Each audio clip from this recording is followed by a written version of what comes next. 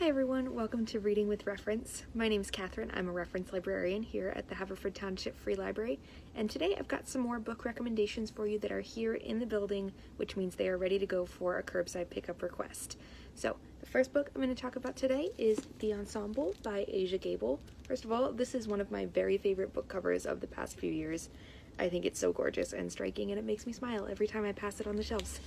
One of the subgenres of novels that I find myself drawn to just about every time is the trope of a group of very different people who are brought together because they all have a common goal.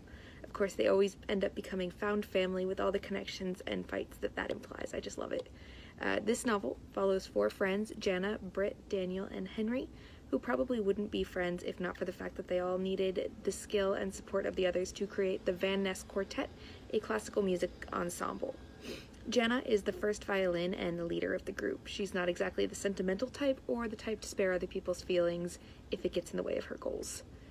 Britt is quiet, beautiful, and orphaned, and she's the second violin. Henry, on the viola, has always had music come easily to him. He's something of a prodigy, much to the resentment of the other three. And Daniel, older than the others and also more skeptical of any chance of success for the group, is the cellist. Of course, with four young people in such close and intense proximity all the time, there are bound to be blurry lines in the types of relationships they build. Are they really friends? Is Britt in love with Daniel? Is Daniel interested in Britt? Can they survive the fights and jealousies and resentments and make it to success with the quartet intact? I loved the messiness of this book in the sense that felt very human, and no one of the characters was set up to be a perfect angel or voice of reason even. They're all four kind of a disaster, but ultimately it's their work together that pulls them out of it and pulls them through it. It's a lovely story, plus I learned a lot about classical music groups and what that world looks like, which I didn't know before, so definitely check that one out. That's The Ensemble by Asia Gabel. Next, I have There There by Tommy Orange. I read this a month or two ago for our library book club Books on Tap, not really knowing what to expect. I knew that it was this year's selection for One Book, One Philadelphia, and that it was about the experiences of Native people in Oakland, but that was about it. The novel is made up of a series of semi-linked short stories featuring Native Americans in and around Oakland as the city prepares for its annual powwow. All of the characters are connected to each other in one way or another, whether or not they realize it, and they are all headed toward a catastrophe at the powwow that no one is prepared for. I really loved this book. Tommy Orange is an incredibly sharp writer, and throughout the novel, you could feel the anger for the centuries of mistreatment and racism Native Americans have been forced to endure.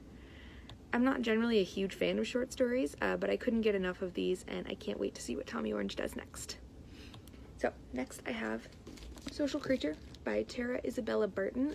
This is another cover from the past few years that I've kind of fallen in love with, and I think it does an especially great job of teasing the story with just one picture. This novel is sort of an updated The Talented Mr. Ripley for the millennial social media age, and it is dark and twisty and shocking. If you like Jessica Knoll, she wrote The Favorite Sister and Luckiest Girl Alive, you'll love this one. It's the story of Louise, a woman living in Brooklyn with basically nothing to her name. She's struggling just to make ends meet between 3 different jobs when she encounters Lavinia. Lavinia is beautiful and rich and young. She has everything Louise wishes she did. So when Lavinia sort of strikes up a friendship with her, inviting her into her glamorous world, Louise is thrilled. But Lavinia's perfect life and perfect veneer aren't quite what they seem, which Louise soon discovers. And then she finds out that there's really no good way out of the friendship, so she turns to some less than good ways out instead. This book is far grittier than you might assume based on the sort of perfect girl takes poor girl under her wing trope, which is why I love that this image on the cover is more one of a girl disintegrating a little bit at the end of the night rather than all glammed up and perfect at the beginning. It's a really fun, suspenseful, shocking book that I enjoyed a lot. The last one I have is The Sun Does Shine by Anthony Ray Hinton. This is such a heartbreaking, infuriating, ultimately hopeful book, and it's especially timely right now. So in 1985, Anthony Ray Hinton was arrested in Alabama and charged with capital murder. Hinton is black, and he was only 29 years old at the time, and perhaps most importantly, he was completely innocent of the crime. For the entirety of his trial, he believed that his true story would come out and would be enough to keep him from prison. But it wasn't enough, and he went on to spend 30 years on death row for a crime he did not commit. Hinton writes so beautifully and honestly about what that time was like and how it changed him forever. In the beginning, he was understandably angry at everyone and everything for his circumstances. For the first 3 years he was incarcerated, out of this anger he didn't speak at all. But then he decided he needed to find a way to not just keep surviving on a daily basis level, but to find a way to truly make a life for himself and live it as best he could. For the next 27 years, he became a leader and a mentor to those around him, creating a book club that gave his fellow inmates an outlet to discuss life and art and injustice and so much more. But then he met civil rights attorney Bryan Stevenson, also the author of Just Mercy, who championed for Hinton's release, which he eventually won in 2015. I cried multiple times reading this book, both out of anger for the injustices Hinton and so many like him have suffered, and out of awe for the strength he had in deciding to let go of his anger and move toward a life beyond prison. It's a really beautiful book and definitely one worth checking out, especially now.